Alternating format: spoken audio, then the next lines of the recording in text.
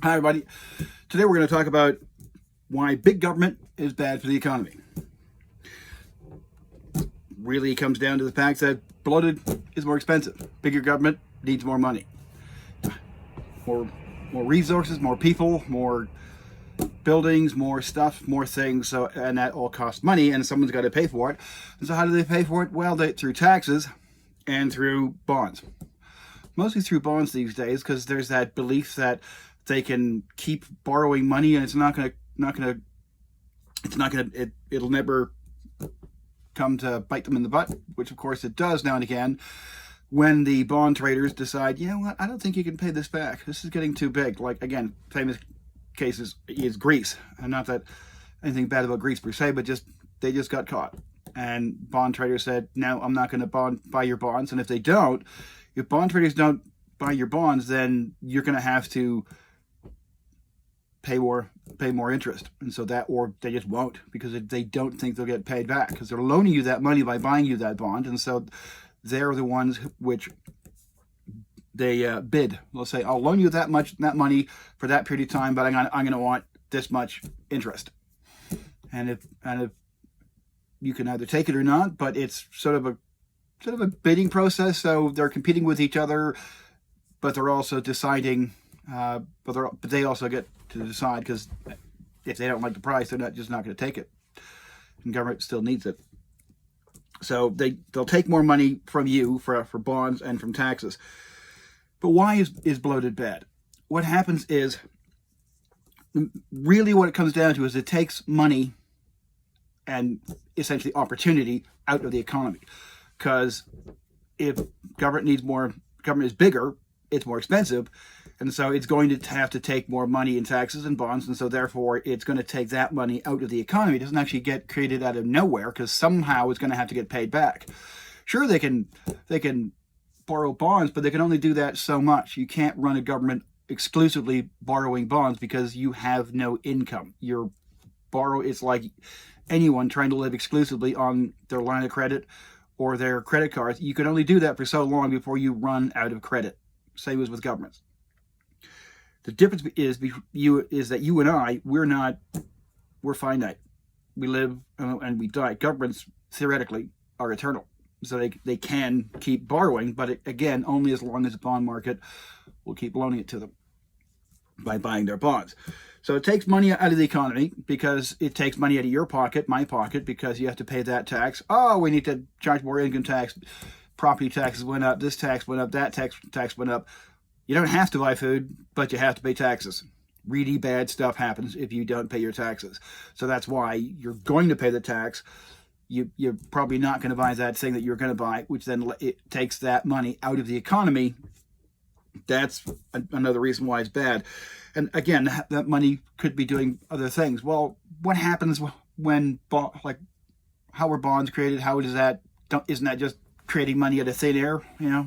Money printer go burr. Sort of, not really. In Canada, anyways, how it happens, or at least how it did happen during the pandemic, was the government of Canada issues a bond, or a series of bonds, right? So they issue a bond. They hand it to the Bank of Canada, because the Bank of Canada is their designated agent to sell these bonds for them. They sell them to the big banks, who pretty much have to buy them, but they buy them because they're pristine collateral as it was. So they buy it with your and my deposits. That's what they do. They take that money. It's not sitting in your account. They'll buy the bonds with it. They don't want to hold on to it, or at least they didn't. They got to a point where they didn't want to hold on to it. So they would sell those bonds back to, about the next day. They'd wait a day and then sell those bonds back to the Bank of Canada. Now, the Bank of Canada would then buy those bonds with what's called reserves, bank reserves. What the hell's that? That is another form of currency, which is created out of thin air. Again, that magic bank account. But that money's never supposed to leave the banking system. It's not supposed to be spent into the economy. It's kind of a weird thing. It's left over from when everyone had cash. And so you went to cash your check. You would take your paycheck or what check, went to the bank and got cash, took the bills, and then went and spent it. Nobody had the card. Nobody had Interac or any of that stuff. It was, we're talking 100 years or more ago. That's where that comes. So they said at the end of the day, look, we don't have any money. We're out of money. We need cash. So oh crap, here, hold this stuff. And it worked. It saved the economy, saved the banking system. So they kept on doing it because why not? So Bank of Canada currently is woefully, it's bankrupt, but they're, quote, allowed to run a deficit at this point because somehow that has to get paid off. And so now they're holding a massive chunk of the government of Canada's debt, but of course they can't just write it off because when you hold debt, there's currency in debt, and when you create that currency and hand it down to the banks to pay back for, you have to create that debt, but that debt must be paid off by someone. Somehow it has to be paid off by the Bank of Canada itself. That's the other problem. They can't just make it go bye-bye. It has to be paid off.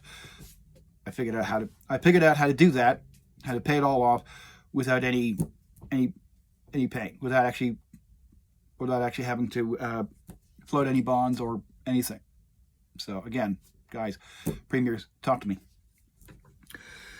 Government, well, even if government is big and doing things, well, isn't that good because we're having more services provided for us? Isn't that great? Well, the problem is government is inefficient because it doesn't need to be efficient because it's not a business. If it needs more money, it'll just go grab more money. It doesn't care.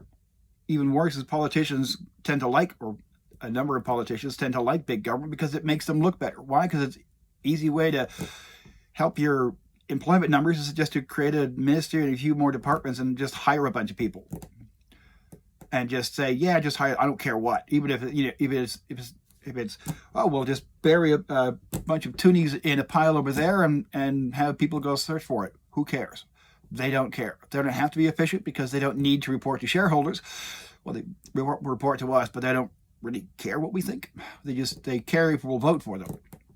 And then because they don't have to compete for any money. They don't have to be efficient because if a business is not efficient or is doing something, providing a service or making a product which people don't want, people are not going to buy it. If they don't buy it, then you're going to have to lower your price until somebody buys it. If not, you're out of business, or you retool, you do something else. You're forced to be efficient because because you have to get income from customers.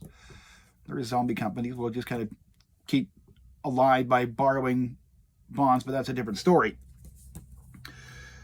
So also, as I said, it's used to distort the economy, big government.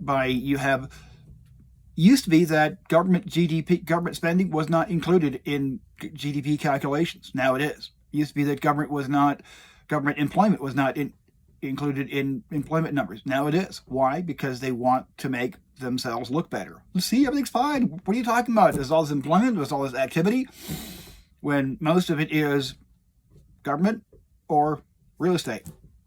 We're not actually doing what we can do. I mean, we in Canada have tons of resources. Why aren't we pulling those out and then making semi-finished product? So that's basically why, because in a nutshell, big government is bad to the economy because it takes money out of your pocket and they do stupid, wasteful things with it. There are some things we need government for, absolutely.